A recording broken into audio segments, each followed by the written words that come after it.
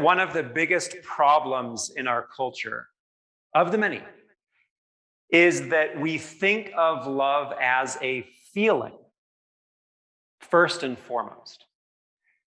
And when we think of love, we think of infatuation, because that's the easy, fun version of love, right? That grips you and you kind of can't even help yourself from acting on these feelings of love, or so we say. What is love? If you're a child of the 80s, you probably heard that song in your head. I will propose that love, we've heard that love is a verb, and I'm going to go even deeper than that. Love is a practice. Love is a discipline. Love is a revolution. I also have to admit that I'm very aware of my presentation today because I'm in a Preaching in Your Public Voice class. And for last week, we read one chapter written by a speech pathologist and another chapter written by a mime. So very aware of presentation and this performance, preaching as performance. In 6 years of chaplaincy and a lot longer as a human being, I love distilling things down to their essence.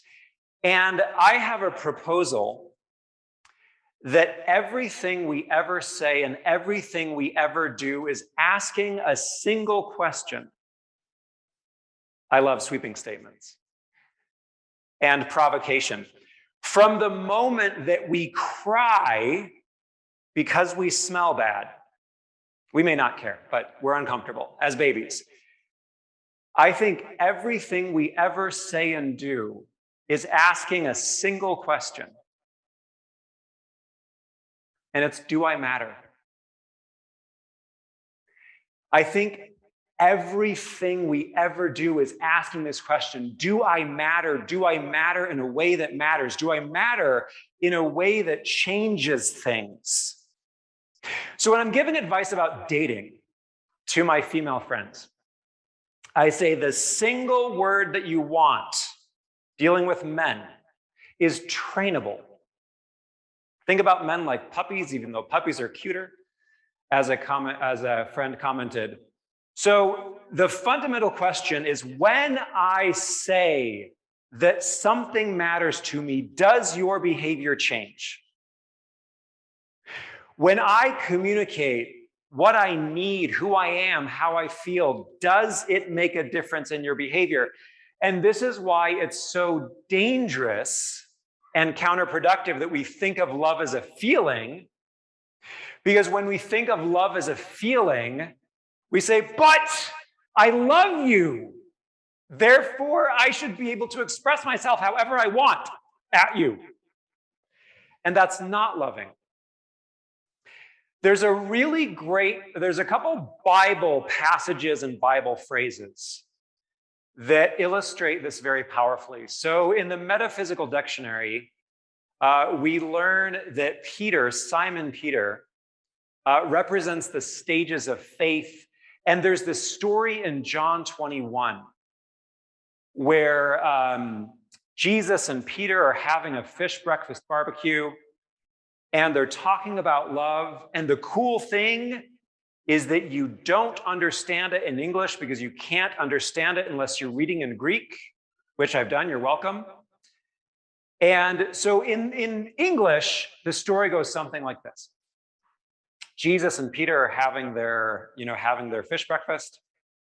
And, Peter's the fisherman. And Jesus says, Simon, do you love me more than these? Do you love me more than breakfast? Do you love me more than your livelihood, than the life you know?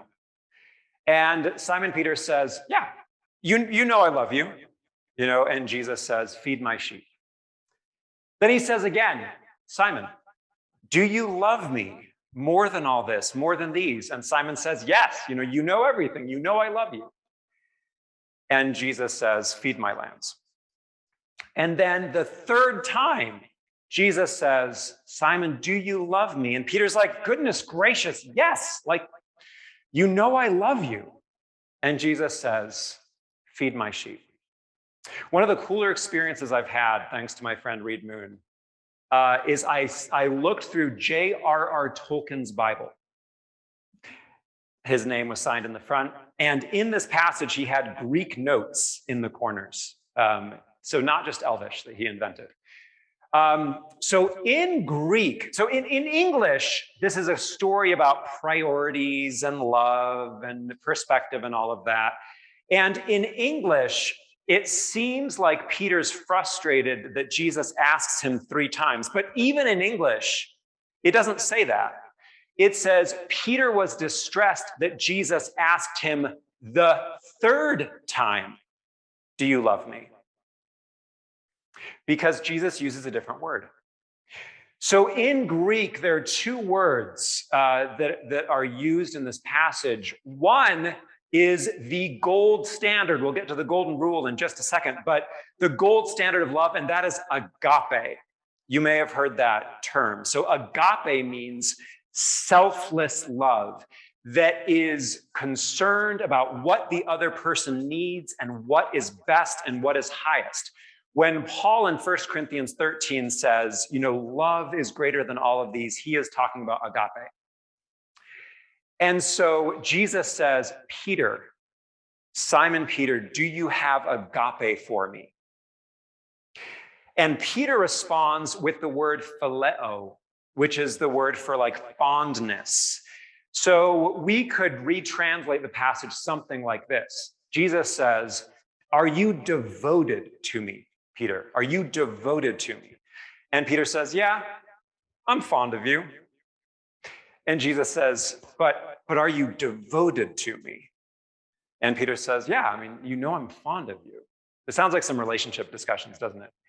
And then in the 3rd time, and this is why it says Peter was distressed that he said the 3rd time. The 3rd time Jesus says, Peter, are you fond of me? And he still doesn't get it because it's like, yeah, I'm fond of you. And so it's tragic in Greek, but it's so true that Jesus lowers his expectations and meets Peter where he is, which is why Peter represents these stages of faith. And I would say stages of love for our state, for our purposes this time. And so this is an invitation as we reflect on what we mean when we say we love people. What kind of love do we have? How does our love function? What does it do? And I really appreciate that you, our community, has adapted to my needs. And my brother asked for help, and so I'm gonna go help him. There's another really great love word in the Bible, and this is in Hebrew, which has weird sounds that we don't make in English. And this is chesed. So chesed, when God says, I love Israel, I have chosen Israel, it's a different word, but I love Israel, this is a steadfast covenantal love. And now we're getting into some really, really good stuff, because when in the Bible, when God says, I love you, God means, I love you not because of what you are, but I love you because of what I am. I love you because I am love. And this is what chesed means. It means a steadfast covenantal love. A love that nothing can change or shake. So one way that I find it helpful to think about is that we love not because of what we feel. We love not because of what the other person is. We love because of what we are. We love because we, by embracing and living into our divine nature and our Christ consciousness, we are increasingly becoming love. Now, love still has boundaries. So we can love. Has anyone else heard, I love you, but I don't like you? Siblings, parents, maybe? I heard that growing up. But it's a good reminder that we have covenanted in a way to love and to care for each other, but we may not want to spend time with people. A high compliment I give to my children, my son Isaac is here, is that I genuinely enjoy my children's company. And that's a relatively small group of human beings. But we love because of what we are, we respect people because of what they are, and we trust because of what we are together. So very common with difficult relationships, we can love someone, but we may not trust them, and neither should we in some instances.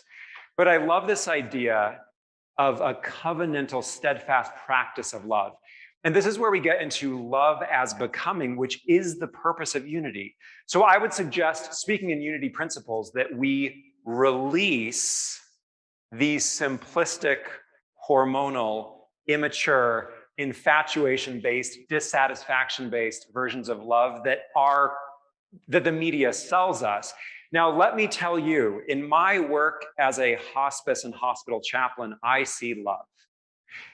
Love is the husband who met his wife in middle school who has had Alzheimer's for years, and he gives her pudding for her birthday.